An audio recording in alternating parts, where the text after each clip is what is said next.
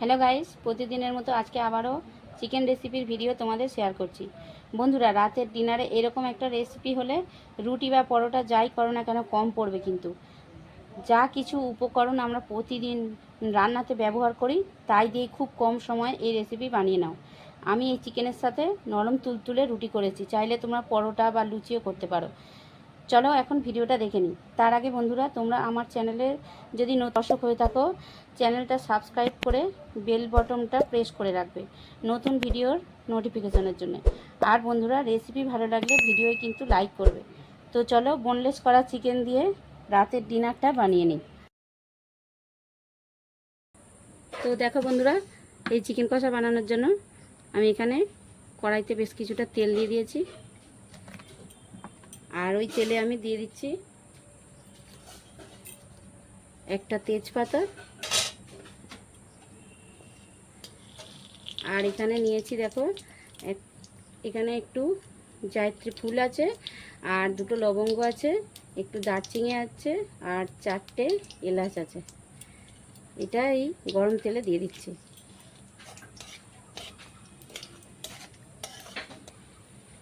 হালকা একটু নাড়াচাড়া করে নিয়েছি। আর এখন দিয়ে দিচ্ছি কুচানো পেঁয়াজ।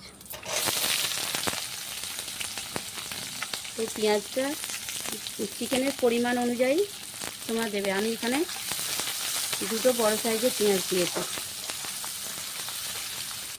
দেখো পেঁয়াজটা যখন এই রকম ভাজা হয়েছে, কালারটা চেঞ্জ হয়ে গেছে, তখন আমি এই পর্যায়ে দিয়ে দিচ্ছি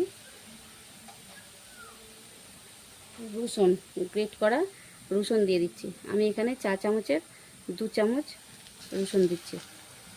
ওই পেঁয়াজটা একটু মাঝখানটা তেলটার উপরে দিয়ে দিলাম, পেঁয়াজটা সরিয়ে দিয়েছি, দিয়ে রসুনটা দিয়েছি। আর এখন আমি তেজপাতাটা তুলে ফেলে দিচ্ছি। পেঁয়াজ রসুন একসঙ্গে আবারও ভেজে নিতে হবে। একটু হালকা হাতে নাড়াচাড়া করে নিয়ে এখন আমি দিয়ে দিচ্ছি পেস্ট করা টমেটো। আমি এখানে 2টো টমেটো পেস্ট করে নিয়েছি। টমেটো, পেঁয়াজ, রসুন যখন এইরকম ভাজা হয়ে যাবে, তখন আমি দিয়ে দিচ্ছি এখানে 4 চামচের 2 চামচ পেস্ট করা আদা দিয়ে দিচ্ছি। আর আমি এখানে নিয়েছি দেখো এই ছোটো চামচের, এটা 4 চামচ রেড চিলি পাউডার নিয়েছি, হলুদ নিয়েছি 4 চামচ, আর এখানে নিয়েছি ধনে গুঁড়ো 2 চামচ, আর এখানে নিয়েছি জিরে গুঁড়ো 1 চামচ। তো এইগুলো আমি অল্প একটু জল দিয়ে ভিজিয়ে দিচ্ছি।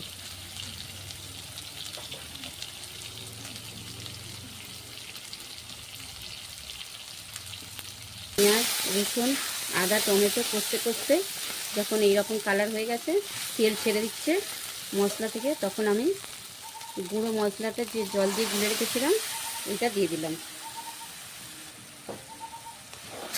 আবারও একটু ভালো করে নাড়াচাড়া করে নিতে হবে।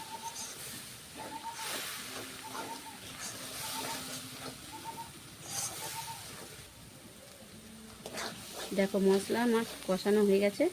আর আমি এখানে চিকেনটা দেখো এরকম ছোট ছোট করে পিস করে কেটে নিয়েছি।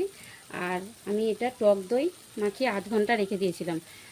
তো চিকেনটা আমার পরিমাণ আছে 500 গ্রাম হবে। তো চিকেনটা এখন আমি এই মশলাতে দিয়ে দিচ্ছি।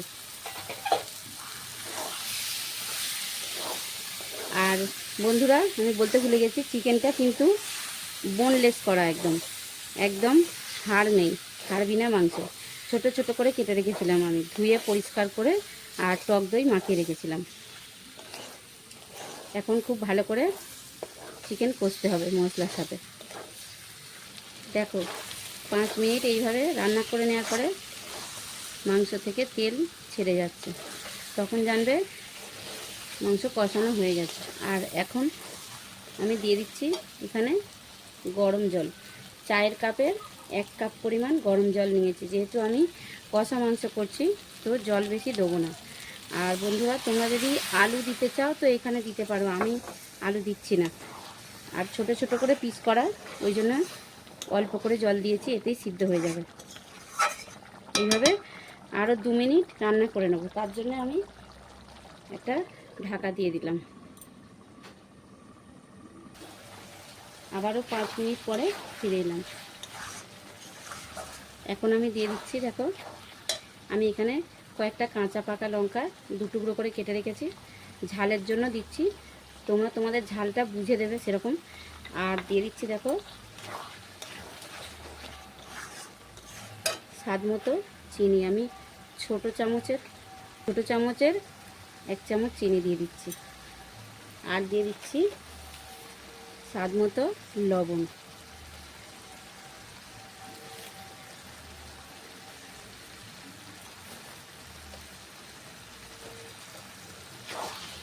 বন্ধুরা, রাতের ডিনারে তোমরা এইভাবে বোনলেস করা চিকেন ছোট ছোট করে কেটে এইভাবে বাড়ির সদস্যদের খাওয়াও আর তাদের মন জয় করে নাও। এইভাবে যদি চিকেনটা করো, দেখো খুব কম সময়ের মধ্যে চিকেনটা রান্না হয়ে যায়। আর যদি রুটি বা পরোটার সাথে খাও, তবে একটু রুটি পরোটা বেশি করে বানাতে হবে, নয়তো কম পড়ে যেতে পারে। এখন চিকেন কষা কমপ্লিট। আজকের মতো ভিডিও এখানেই। বন্ধুরা, ভিডিও পুরো দেখার জন্য ধন্যবাদ।